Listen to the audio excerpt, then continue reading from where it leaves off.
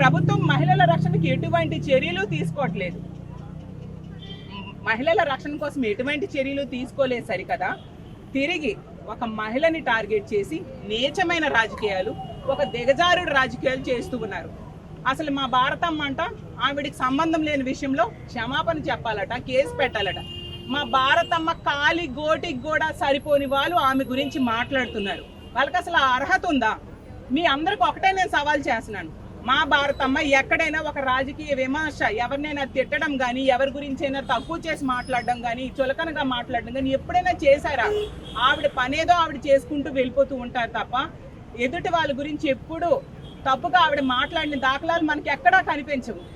అలా అయితే టీడీపీ ఆఫీస్లోనే సాక్షాత్తు ఈ తెలుగుదేశం పార్టీ నాయకులు చాలా చెత్త లాంగ్వేజ్ ఉపయోగించి ప్రెస్ మీట్లు పెట్టిన సందర్భాలు ఎన్ని చూసాం. ఆ పట్టాభి గారు ఏం మాట్లాడారు? ఎంత దారుణంగా ఆ రోజు ముఖ్యమంత్రిగా ఉన్న జగనన్న మీద మాట్లాడడం జరిగింది. ఈ రోజు హోమ్ మినిస్టర్గా ఉన్న అనిత గారు ఆ రోజు ఎంత దారుణంగా జగనన్న తల్లి మీద, భార్య మీద మాట్లాడడం జరిగింది. మరి అలా అయితే వాళ్ళ మీద ఎన్ని కేసులు పెట్టాలి?